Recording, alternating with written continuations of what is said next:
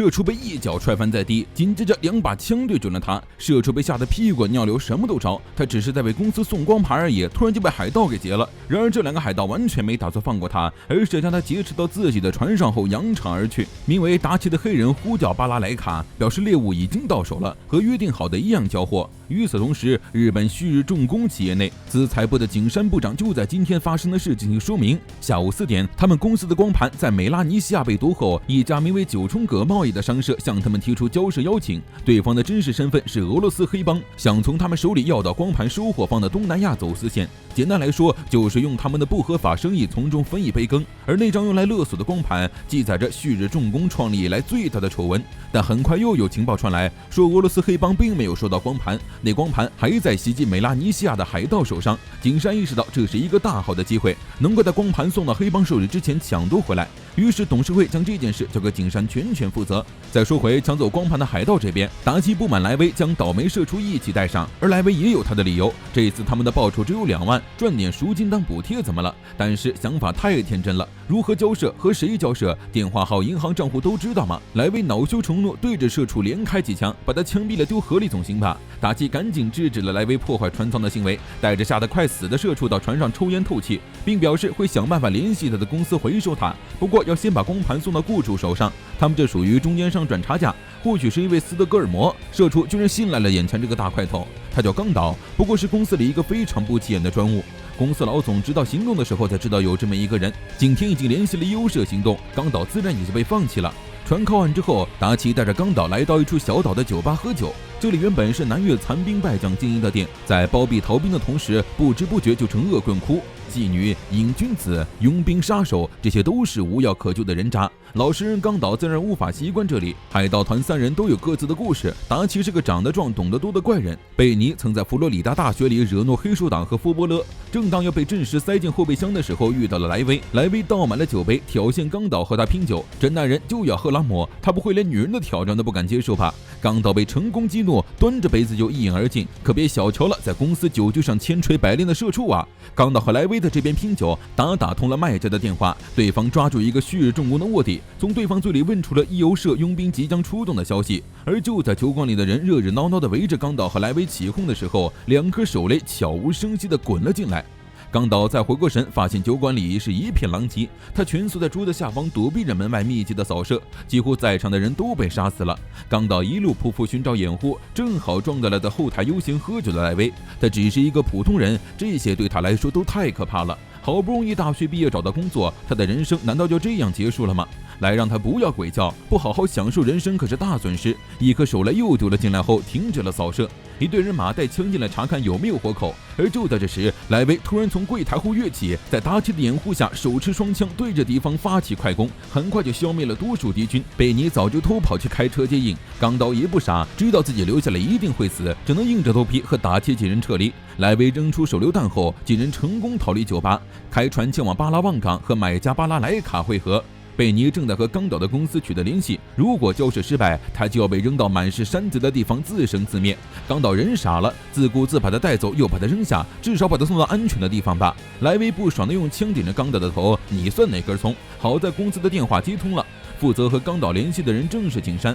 对于冈岛弄丢光盘这件事，他没有追究，因为光盘已经不存在了。这时冈岛也知道了光盘上的内容，是未来挽回业绩恶化的董事会答应帮某国进行核研发的计划书。这件事是绝对不能让人知道的。为了旭日重工的5万员工，冈岛最好的结局就是死在海上。他们会追加冈岛为股长，并且风光大葬。没错，冈岛已经是一枚弃子了。得知这个消息的冈岛跑到甲板上大吐特吐，而就在这时，一架武装直升机朝他们飞来，而领队的正是在酒馆袭击他们的大卫。被满载着飞弹和机枪的直升机瞄准可不是一件美事。莱威扔给冈岛一把机关枪，自己端着船上的重机枪对着直升机开枪。冈岛二话不说，穿上救生衣就要跑。莱威见状和他扭打在了一起，怎么可以临阵逃脱啊，胆小鬼！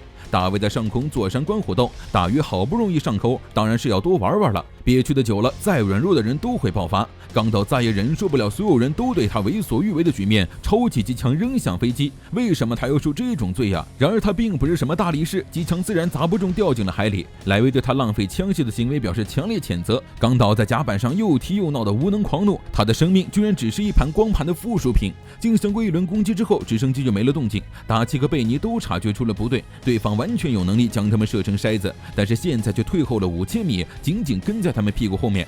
看了一眼地图后，达奇大骂了一句畜生。他明白了对方的企图，前方巴拉望的入口位置都是岩礁和红树林，他们的路只会越走越窄，直到连回避的动作都做不到。果然，只要他们一脱离这个区域，就会遭到直升机的猛烈轰炸。一顿紧急回避后，船还是冲进了密布红树林的河川，明显是将他们往局路上逼。河堤上有一艘年久的沉船，直升机在那里停了下来。大卫兴奋地等待走投无路的船只返航，然后和他们决一死战。达奇也自然明白对方的意图，很快前方就彻底没路了，他们唯一的出路只有返回，而一旦回航，在沉船处等候的直升机一定会将他们射成筛子。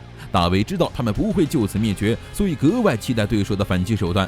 既然人家想和他们1对1，达奇这边也不肯认输，那就来打吧。嚷嚷着必死的冈岛先遭到了达奇的铁拳，都说了要冷静了，想活下去就要动脑子。船的损坏不成问题，要命的是船上搭载的鱼雷，这东西要是有一点损失，他们所有人都会被炸到月亮上。虽然可惜，但也只能在这里丢弃了。然而就在这时，吃了一拳的冈岛赶紧爬起来，表示自己在动过脑子后也决定正面对决。达奇以为孩子脑袋被打傻了，这边的武器最多也就是反坦克的来福枪，对方可是有导弹的，他们这边不是也有吗？冈岛自行一笑，这艘船的速度装备，再加上刚才看到的沉船，牌都已经集齐了，把对方炸到月亮上去吧。和几人说了自己的计划之后，达奇直呼不可能做到，但这是他们现在唯一的方法。对方追着他们玩，不顾压倒性的优势，停下来站好位置的理由只有一个，那就是把自己当成了西部牛仔的角色。如果他们和对方玩胆量冲突，对方一定会上钩。当然，是否要进行这个计划，选择权在身为船长的达奇手上，而达奇也是一个疯子。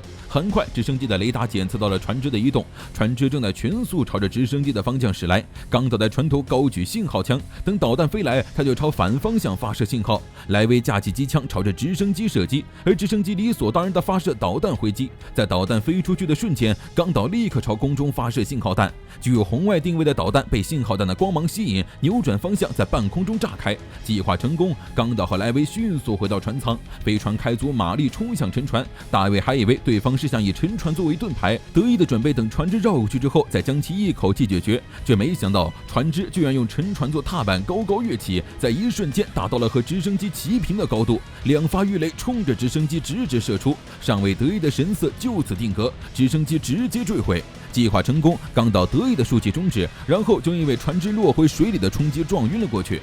小破船虽然受损严重，但好在大家都平安无事。肾上腺素飙升的冲动恢复原样后，冈岛恍若隔世，居然有一种我是谁我在哪儿的迷惑。最终光盘成功送到了巴莱卡手上，而景山也早就达到了现场。他们双方还有一场生意要谈。冈岛拒绝了和景山一起离开，他可没有忘记景山说过他已经死了。冈岛已经死了，他现在是洛克。巴拉莱卡很欣赏洛克，表示如果遇到了什么危险可以去找他。最终化名洛克的冈岛加入了达奇的海盗小队，他早就在之前的战斗中赢得了他们的认可。景山和巴拉莱卡谈好条件后，拿回光盘，挽救了公司的名誉，得到了董事会的赞赏。